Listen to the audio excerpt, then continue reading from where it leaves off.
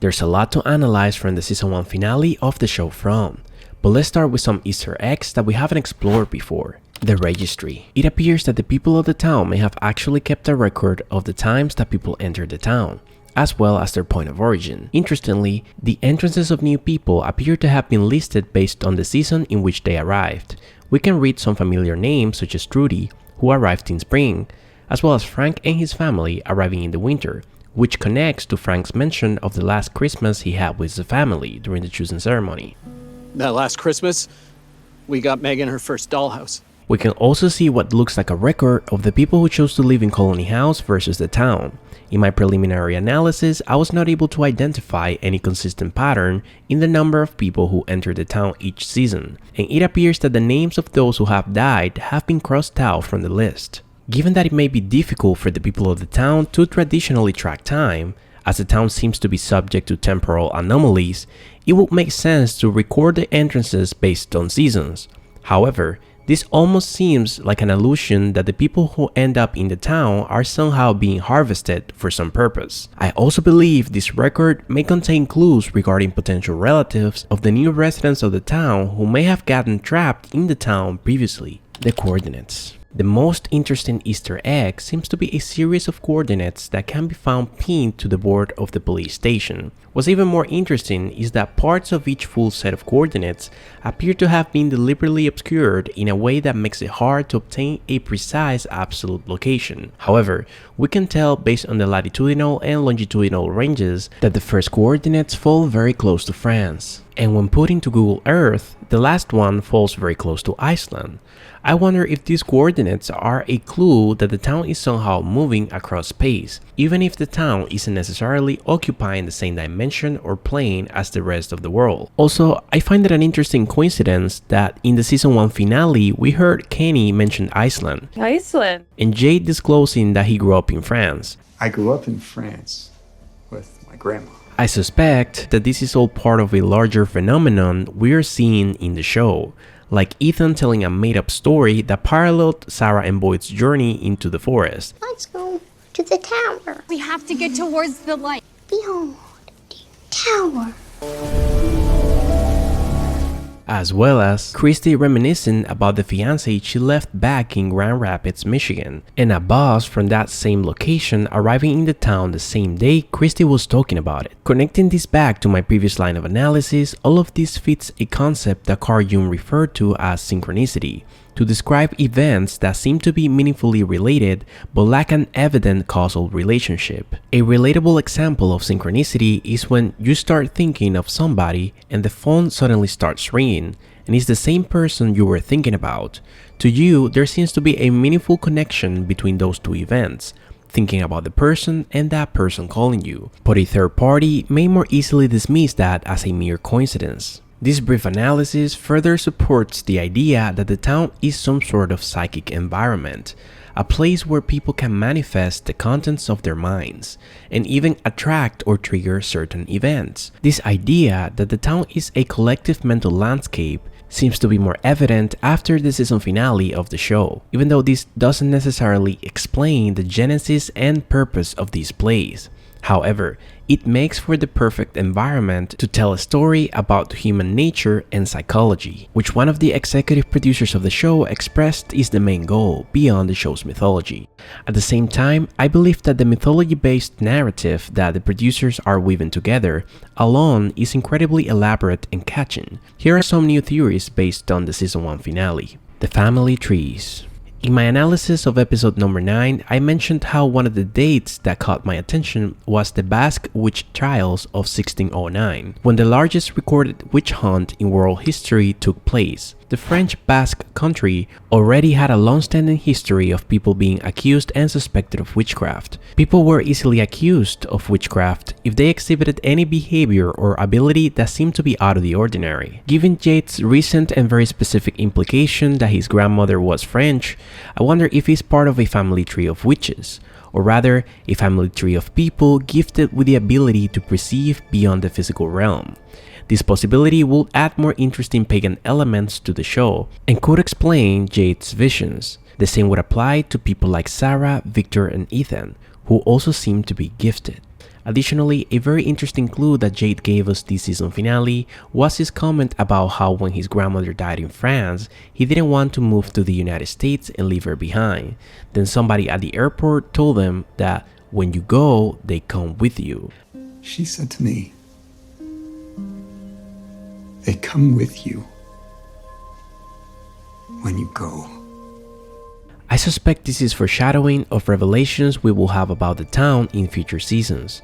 This sentence can be interpreted in different ways, as in, when you die, the spirits of your loved ones go with you, or the spirits of your loved ones always follow you, which I find a little bit creepy, but I think that may ultimately have to do with how getting trapped in the town works, and the nature of, at least, some of the voices that people like Sarah can hear, which may actually be the spirits of the dead and not monsters. It could be that the people of the town were somehow pulled into it by someone else's mental longing or desire, maybe the same way Christie's emotional longing and conflict may have attracted her fiancé into the town at the end of the season 1 finale, where the monsters sleep.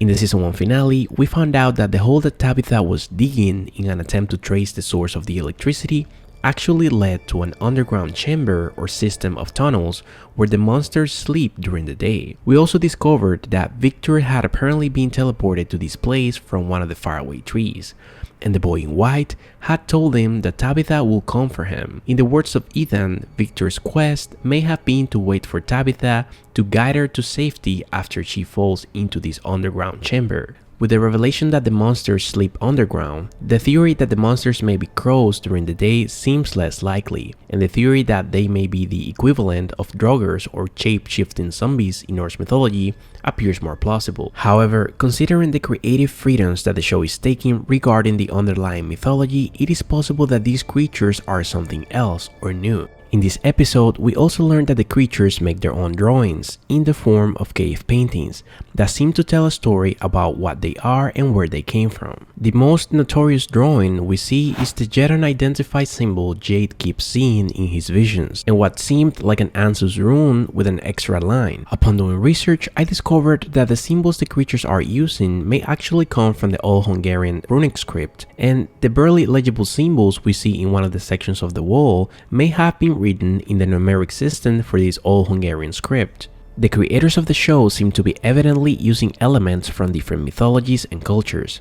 This is further evidenced by the symbol at the center of the wall, which looks like an upside-down Hamsa hand, which origin is connected to Middle Eastern cultures. The Hamsa hand is meant to serve as protection against evil, or the evil eye, or stare of malicious entities. Interestingly, the Hamsa hand is also referred to as the hand of Fatima, or the hand of the goddess. Considering how Fatima is from Iran, this may be an interesting coincidence. Or maybe it is not a coincidence. If we pay closer attention to the drawings, it seems as though these creatures are clearly more human-like than we previously thought, and some of the drawings seem to depict elements of worship and what could be people traveling by boats. Based on the peculiar behavior we observed from the monsters earlier in the show, it seems more likely that these creatures were previously humans who were turned into these beings via some type of ritual or by some other entity.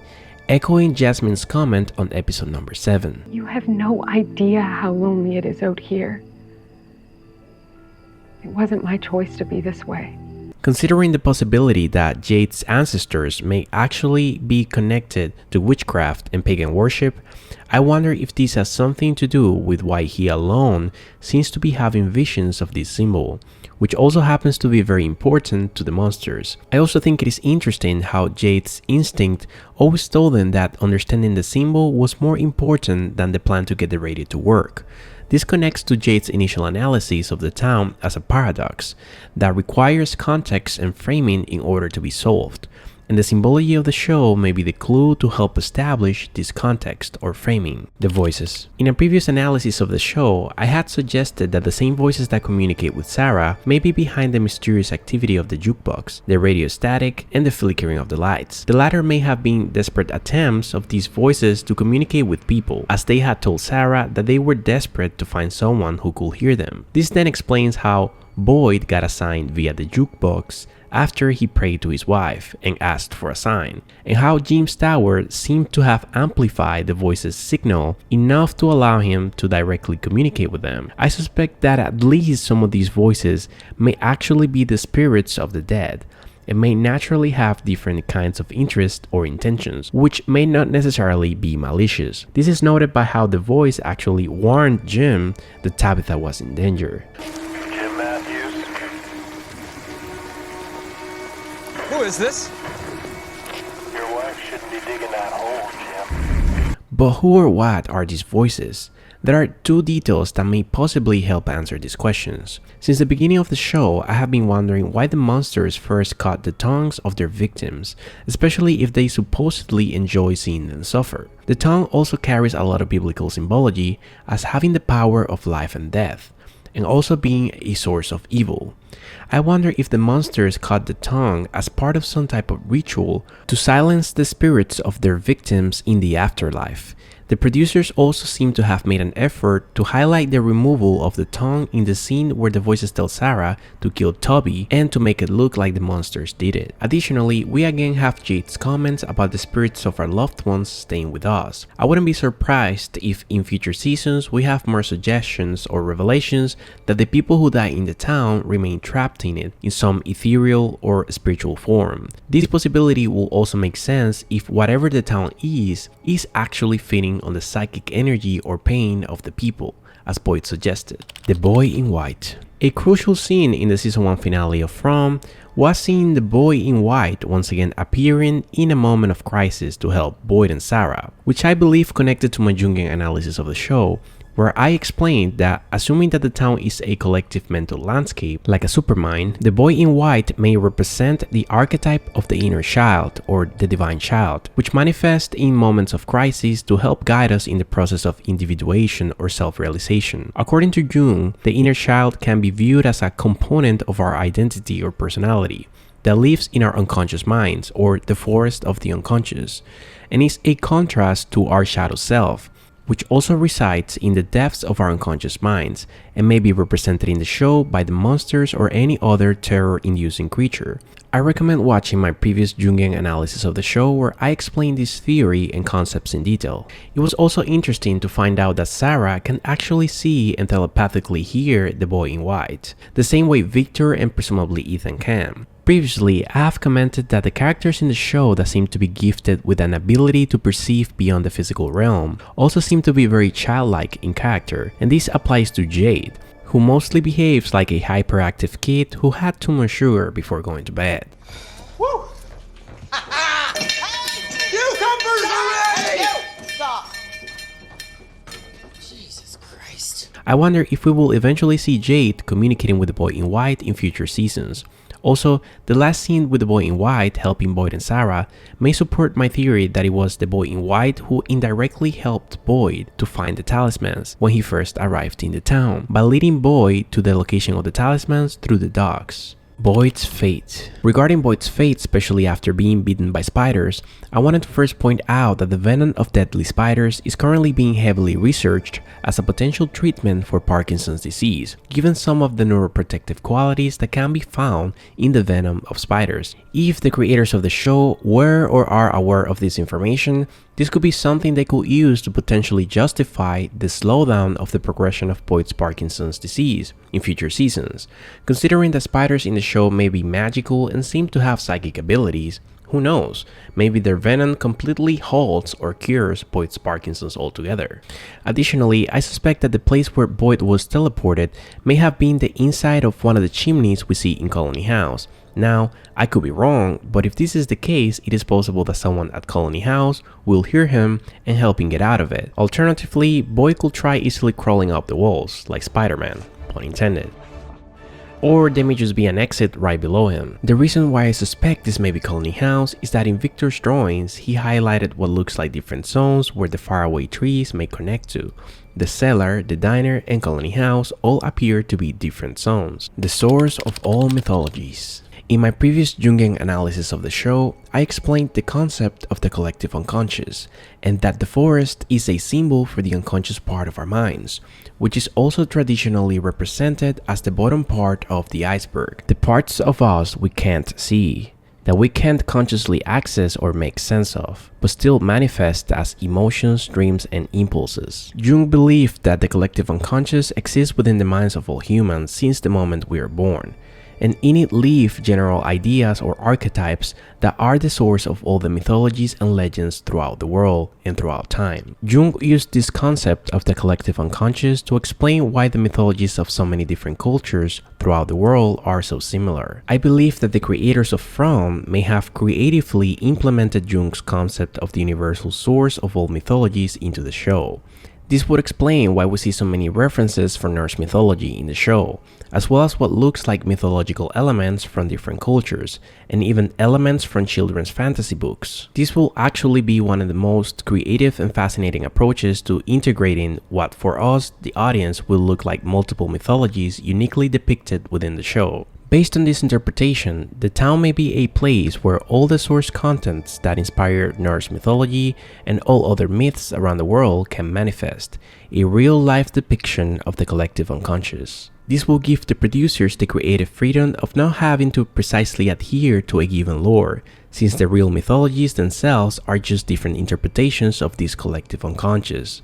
Additionally, beyond this, they could justify the genesis of this collective mental landscape and why the people are trapped in any creative way they choose, making the likelihood of us, the audience, precisely guessing what is going on in the show very minimal, this way maintaining the everlasting mystery that keeps us entertained for seasons to come.